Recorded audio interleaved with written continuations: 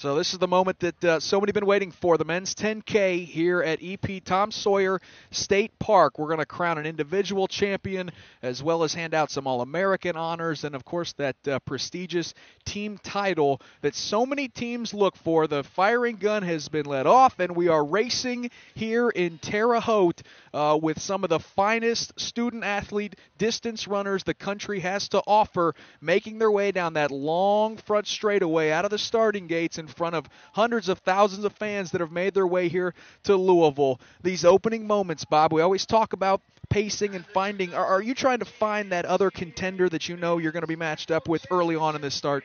Well, maybe not right away, but within the first 60 to 90 seconds you are. And really the start of cross-country races, you're running a little too fast. You're kind of on the edge, like, oh, this is a little too fast. And then you settle in once you get your position set. I heard Edward Cheserek, of course, from Oregon, going for his third straight national title. You know, I've watched a few of Cheserek's races that he's involved with. Seems like he likes to get in that lead pack and just kind of slow everybody down. Is the key to maybe beating him somebody jumping out front and really pushing the pace? I don't know if it's pushing the pace from the start, but it's at some point, I just talked about this earlier, he will easily dictate the race that he wants to run if you let him. If everyone keys off of, well, what's Ed doing? What's he going to do? Is he ready to go? Then that's what he wants. It's to get him out of his comfort zone. We used to talk about it when I was running, like make them ask the question about what they're doing when they don't want to answer it.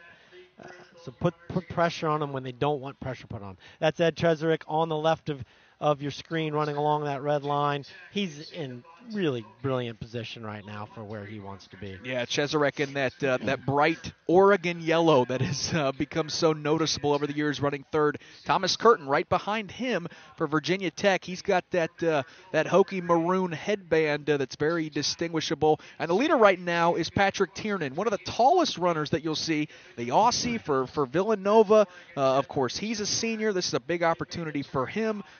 He's a junior. And so far, he's kind of stretching it out as we've hit the 2-minute mark. He is, and Marcus O'Sullivan is a longtime coach of Villanova.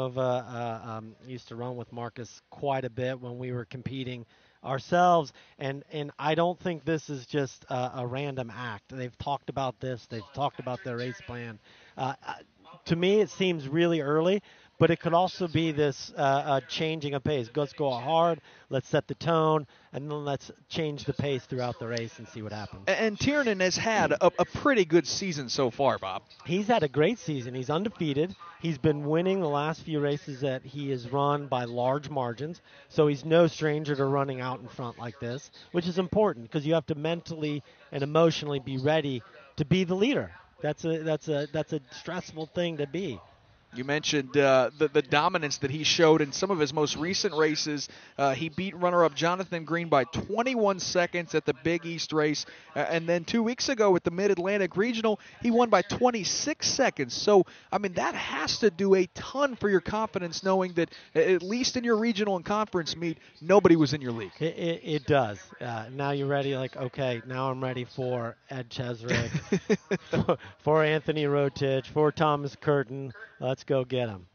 See the field making their way around one of the very impressive corners. The regionals, as we talked about, Patrick Tiernan picked up that win at Villanova in the Mid-Atlantic Regional. For the team titles in those regionals, very competitive, and we saw some very impressive performances by a lot of very, very strong teams. There's a look at your 2015 regional championships. Most of these races were run about 2 weeks ago, and you see the heavy hitters. They prepared themselves for nationals very well, Bob, by capturing some regional titles. Yeah, and the men's race is a little interesting because these were run about like you said, not too long ago, and it's 10 kilometers. And so recovery between hard 10-kilometer efforts is not always the easiest thing in the world. And so to have great teams to win championships or get on the podium, that takes great coaching to understand that process of getting to this meet ready to go. I wanted to expound on that point that you made in terms of recovery period. After you ran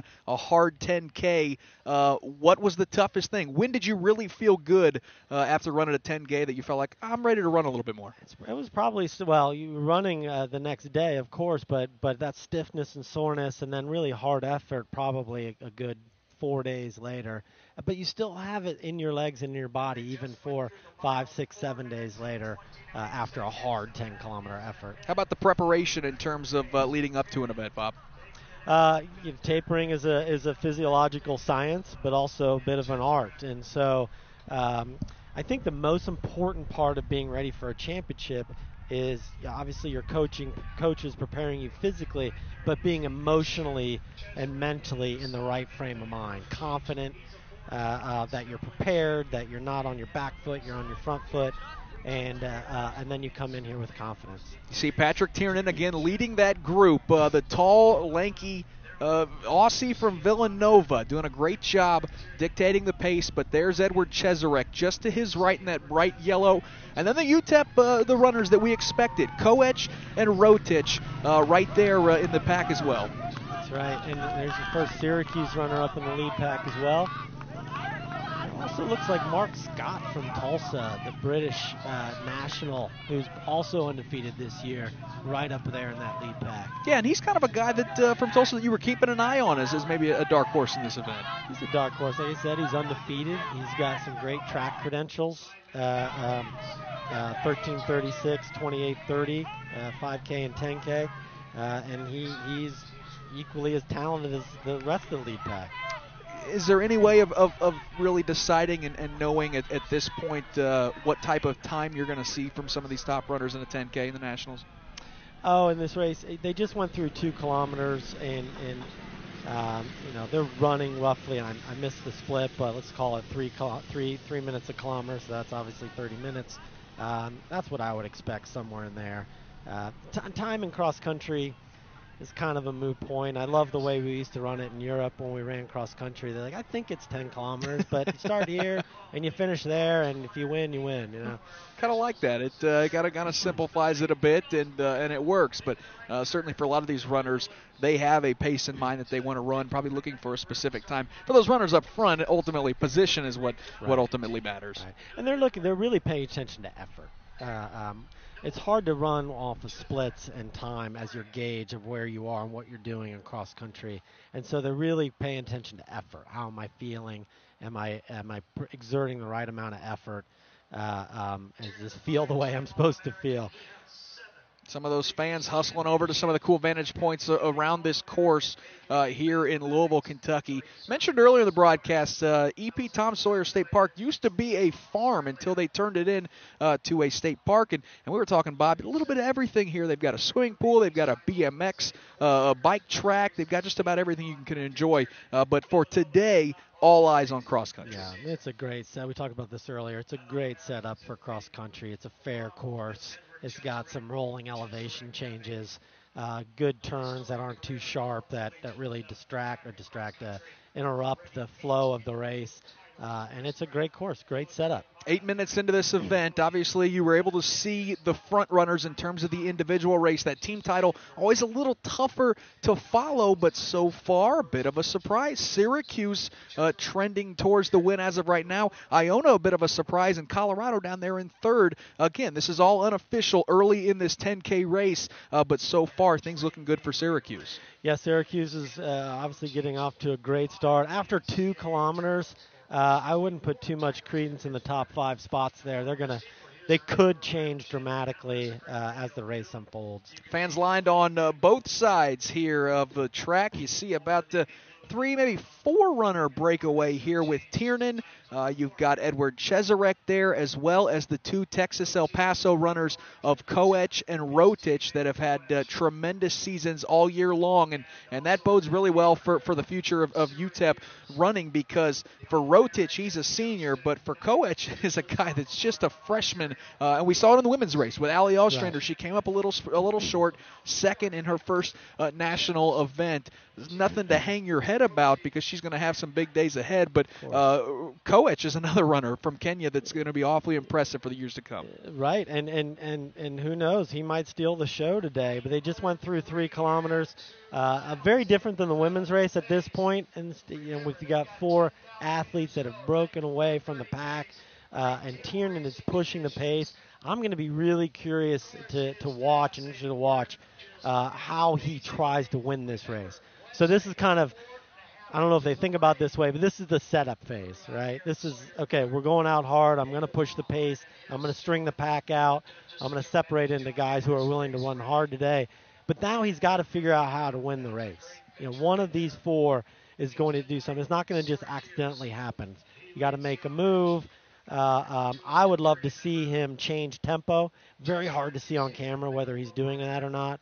And maybe you can see that when he strings out like that a little bit, even those few meters, that is a change in tempo that he is accelerating a little bit to keep the pressure on or to add that little extra effort that's putting pressure on the guys behind him. And I misspoke. The fourth runner in line there is actually a runner from Syracuse. That is Justin Knight. So he's got a really good performance going on, keeping pace with that front pack. But as we watch Tiernan again lead the pack, there's the size differential. You see it there. He's a large guy. Yeah.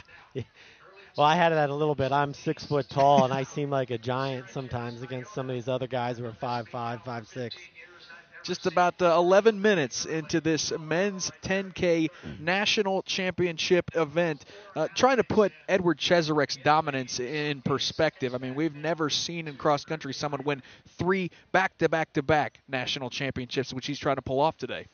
Yeah, it would be phenomenal, and there's been century or more of NCAA cross country running with some amazingly talented athletes over the decades run for 3 and 4 years, and that's not happened. And so for him to win for his third straight would be something that'd be special to be here to witness and be a part of. That's Tiernan leading the pack. Edward Cheserek right there in second in that bright yellow. You see the front four have kind of pulled away here with 11 and a half, closing in on 12 minutes into this men's 10K. Hard to keep track of some of the team runners. We still saw Colorado struggling. Haven't seen a lot of their runners towards the front, but as they make that stretch there right along the road with the lead card, watching those lead runners, you're going to see an opportunity for maybe some of your favorite school runners to come around that last corner there. Yeah, it says the flag there on the right of the screen says 5K, but that's not going to happen at 12 minutes. So I'm guessing that's just a different part of the loop. They all look comfortable. It's interesting that they're running in a line. That means the pressure, the tempo is hard enough where they're trying to keep the pace going. If they were bunched up a little bit, you'd say, okay, slow down a little bit. If Tiernan was changing paces, you would see that accordion-like motion from these four guys. They'd string out like this, then they pack up again and string out and pack up. But I think he just is having a continual pressure to the pace applied at this point. You see a lot of the runners making their way around one of the corners here at this spectacular course as the skies have, as we mentioned, gotten a little dark. You may not be able to tell by some of these camera shots, but compared to how it was, I don't know, Bob, 5, 10, 15 minutes ago, the conditions have changed. The wind has picked up. It's gotten a little bit more chilly, and certainly those lungs got to be burning just a little bit more for some of these runners. Oh, yeah. It's getting a little dark here. I do think the rain's going to hold off for the race part of it, and I don't think the athletes at this point are thinking about that at all. It's just the spectators and us at this point. Impressive performance early on by Patrick Tiernan from Villanova, setting the early pace in this event. Edward Cheserek trying to keep pace with him. Some of the UTEP Syracuse runners having good runs as well, including Justin Knight, as we're just about 13:45 into this men's 10K. The women's race that we saw, somewhat similar. We saw 3 runners kind of break away, but Molly Seidel had that kick at the end to really pull away. You would expect that this front four, how much longer can those guys stay together, Bob? I think for a while they're really approaching halfway, and they're coming past the finish line here soon and heading out to their second loop of the race. I expect you're going to see some sort of move in that second loop. Now, it looks like Cesarec and Tiernan might be putting a little gap on the other two guys. Yeah, the runners were now, in our view, for the first time as they make their way down this straightaway, and Cesarec now has pulled even with Tiernan as they race down this straightaway, and gave him a little look over to his left.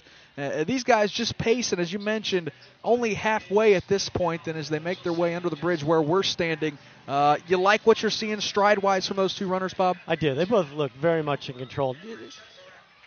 Patrick Tiernan looks really great right now, and Cesarec looks great too, and they're biding their time.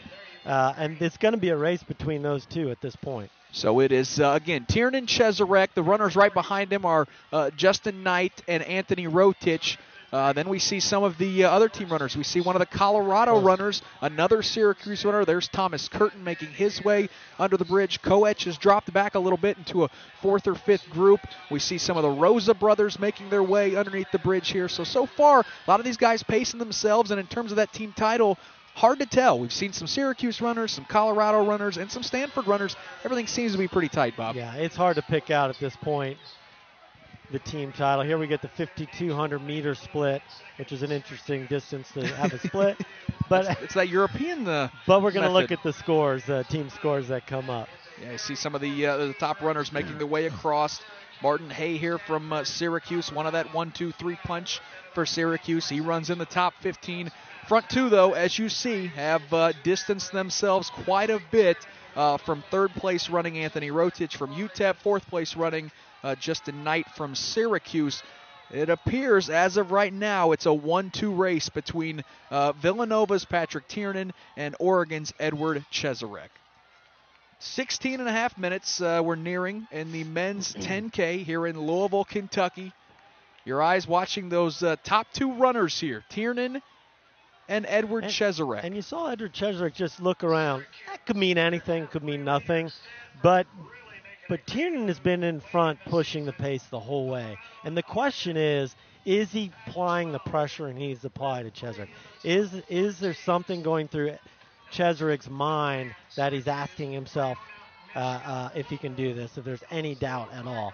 And if that is happening and Patrick Tiernan can continue to apply pressure when Cheserek doesn't want the pressure applied, that's when he breaks him.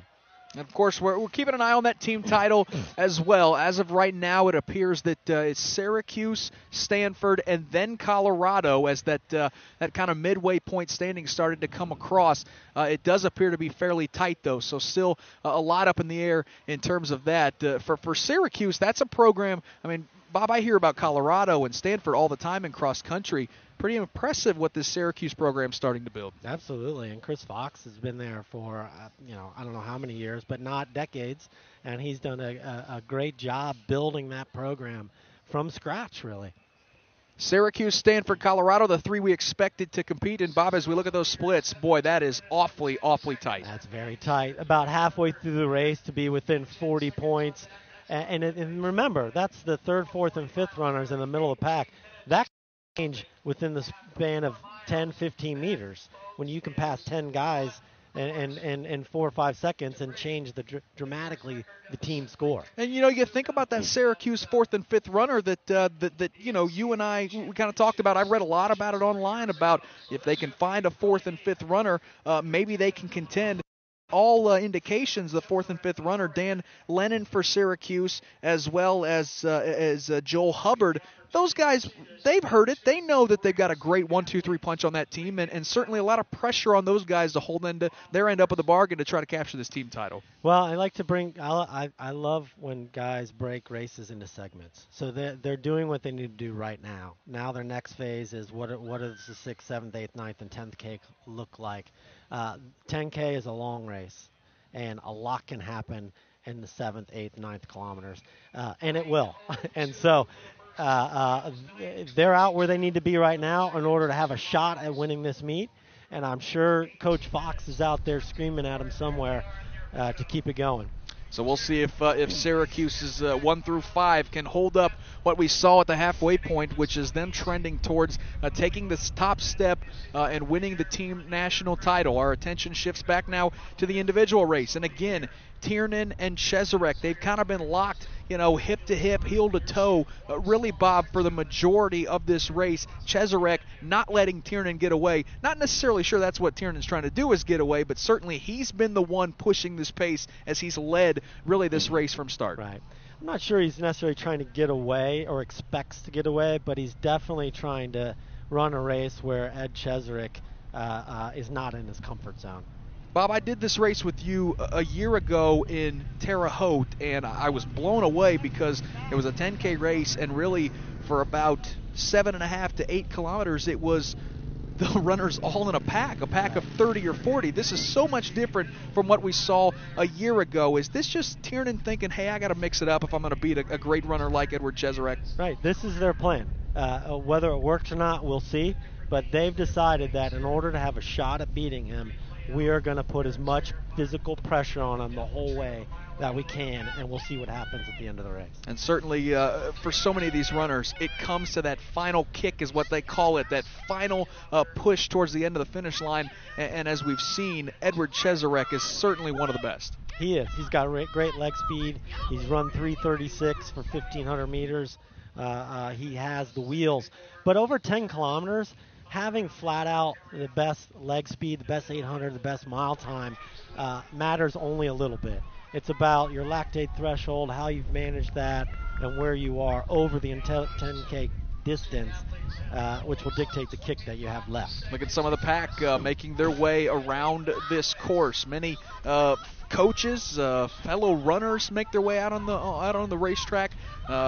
If you're a cross-country coach, one of the top ones, what do you do throughout the course of a race? I mean, I know you're giving probably that last-minute instructions to the runners at the starting line, but do these coaches try to get to as many points as they can around this track throughout a race? I think the coaches, they know their teams, and they know kind of where they need them. And so one coach might be at 3 kilometers, one might be at 8. Just depends on where they think their team needs them. And they also know their strengths and weaknesses. So if there's a coach out there who says, my fourth guy is my key guy today, and I need him to be in 50th or 80th or 100th, he's going to be where he thinks he needs to be to make sure he knows that you got to pass 20 guys or whatever the number is. When we took a break after the women's race, I asked you, Bob, you ever consider getting into coaching? And you said no, because my instructions would be too simple. You said you'd have a pretty simple instruction for your runners. What was that? I said I don't know if I have the patience for it. I said I don't understand why you're not running faster. Yeah, just run faster. So that's why I'd be simple. a terrible coach.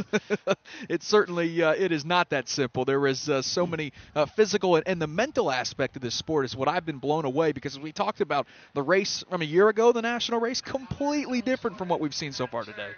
Absolutely, and I think Patrick Tiernan is showing us one of the things about distance running, 10-kilometer racing, is it's uncomfortable. It's physically uncomfortable, and once you accept that, then you have a chance of seeing how good you can be. And the amazing thing about what Patrick Tiernan and Edward Cheserek are doing is, for the first 2K, 3K of this race, Bob, it was a 4-horse race with Justin Knight from Syracuse, who was running very strong. We saw Anthony Rotich, the senior from Texas El Paso. He was right there.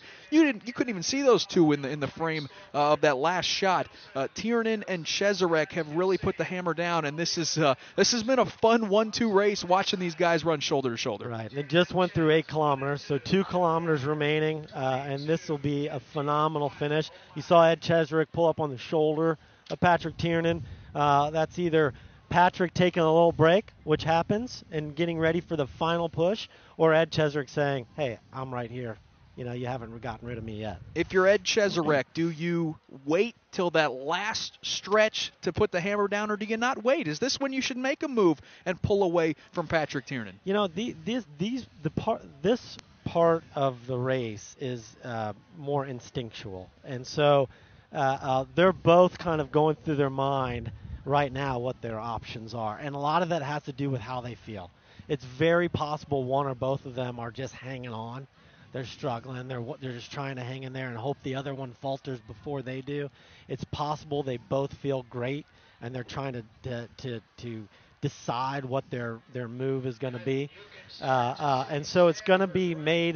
They're going to instinctually decide and act on that over the last 1,500 meters. All right, starting to see some more runners. Rotich has dropped to 5th. Some of the Syracuse runners still holding strong as that team title certainly up in the air with many of these runners jostling for position. But all eyes are on Patrick Tiernan trying to pull off the upset. I hate calling it an upset because Patrick Tiernan is a tremendous runner, but so much pressure's been put on Edward Cheserek. Everyone just expects him to roll into this event and win for a 3rd straight time. That this run to the finish, Bob, is going to be a lot of fun to see if Tiernan can pull away or hold off Edward Cheserek. Yeah, and I think you're right in calling it now they're making a move right now. Look at the turnover change on Cesarec. He's gone in front and he's trying to get away.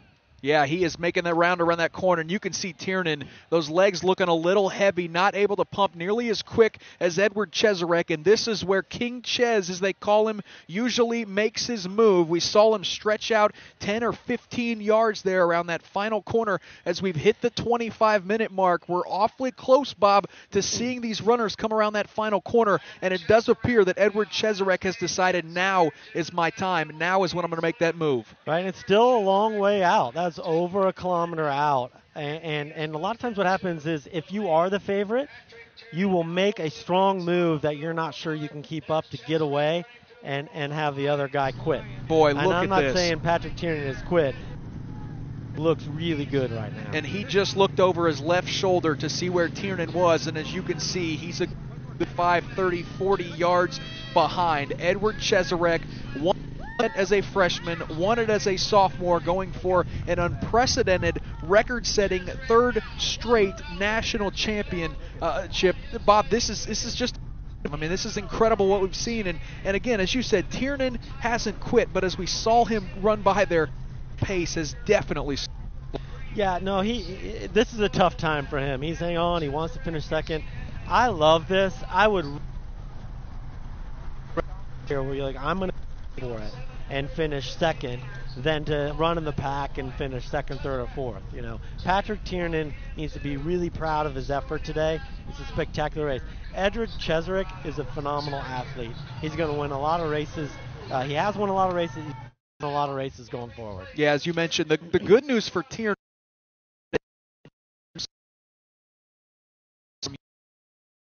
off if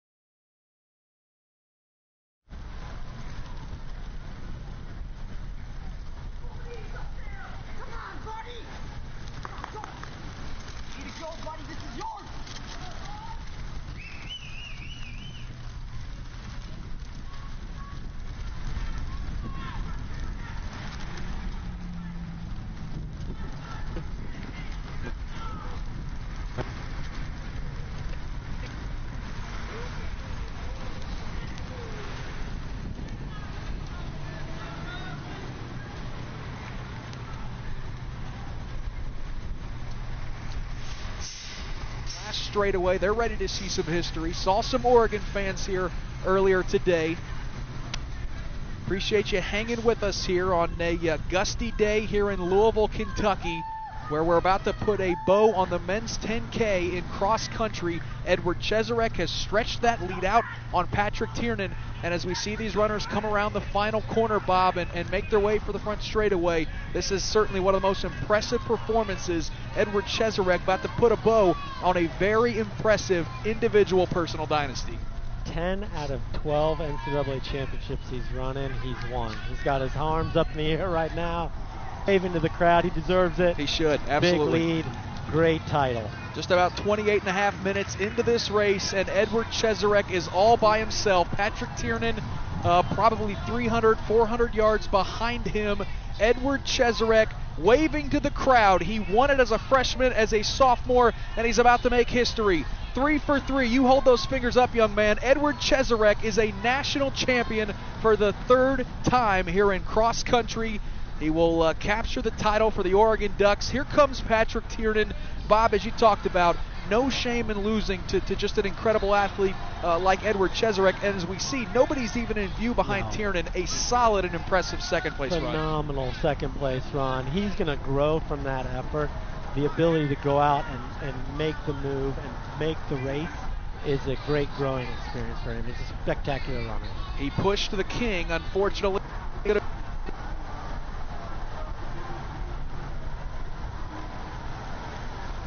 Last straightaway here in third. That's going to be an awfully impressive run for Colorado. Obviously looking for that team title, and to have a runner across the line in third, that's awfully impressive for Pierce Murphy, who crossed the line in third. For Syracuse in fourth. So that's about up. And here comes Syracuse's second and third runner in the top 10. Two Stanford runners in the top 10. Yeah, this is going to be awfully interesting, this team title. As you mentioned, we just saw 3 Syracuse runners.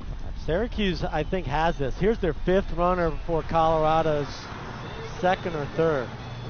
No, that's UTEP. Sorry, they have very similar uniforms. Yeah, that was actually Jonah Koech and Anthony Rotich, who both crossed the line, expected to contend. Probably going to be a little frustrated not to be in the top 5. Colorado, but as you mentioned, Colorado. Maybe I was wrong. Here comes a couple more Colorado runners. This is going to be awfully close as you see some of these individual statistics start to come in, the positions, and then that team score will start to cycle through as well. It's the little battles. I just saw Syracuse's 4th or 5th runner beat Colorado's 4th or 5th runner right at the line. You know, I don't know if that'll have an impact on the team score, but it's those little battles in the pack that really matter. There's a look at our national champion from the individual standpoint, Edward Cheserek.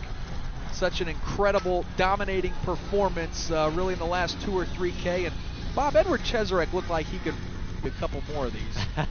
You know, when you're winning, it always looks easier than it is. But he exerted effort today. Patrick Tiernan made him work hard, and he had to earn his victory. Again, this team title is going to be fascinating here over the next 3 or 4 minutes as we see this cycle through. Unofficially right now, Syracuse by a point over Colorado. Stanford is right there, but as tight as this is, Stanford, Oregon, probably not going to be good enough. Some more results coming in. Syracuse still at the top now by 3 points over Colorado.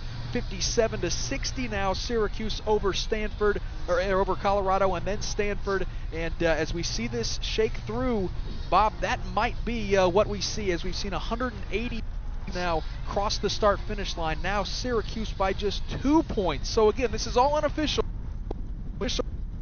way, but you see it, and if so, Syracuse about to pull off one heck of an upset over Colorado. Unbelievable. And there's your 4-point swing. This will change. And then when a team race close, they will look at it and look at the video over and over again. But again, those small battles in the middle of the pack determine team champions. It was a lot of fun. Runners come down this final stretch, and some guys just out of gas, some guys pushing as hard as they can, and now as these totals start to come in, Syracuse maybe a little bit of breathing room. 78-87 right now over Colorado, as the rest of the field now making their way down this final straightaway to wrap up this event. And that's an amazing upset. That is an upset. Yeah. And we talked about the women's race in New Mexico did their job. Edward Cheserek winning. Molly Seidel winning is not really an upset. She's a phenomenal athlete with a 10,000 meter title. Syracuse beating Colorado would be an upset. Yeah, just an amazing season Syracuse has had. Some of their runners, Justin Knight represented himself very well in the top 5. Martin Haher had a great run. Colin Benny has been a successful runner all season long for Syracuse. We talked about needing strong performances by those 4th, 5th, and 6th runners, guys like Dan Lennon, as well as Joel Hubbard. So for Syracuse, if this holds up, it's going to be quite an accomplishment for that school, as they've really taken a step into becoming one of the elite programs in cross country. Absolutely. They've been good for a few years now, and now they've taken the next step to elite. And for Edward Cheserek, I mean, I don't know what else to say. I mean, he's won 3 straight national championships. He's only a junior. There's been some talk, will he go pro? Because certainly there's some money to be made for that young man. But he also has the opportunity, Bob, to come back next year as a senior and maybe pull off the 4 crown, if you want to call it that.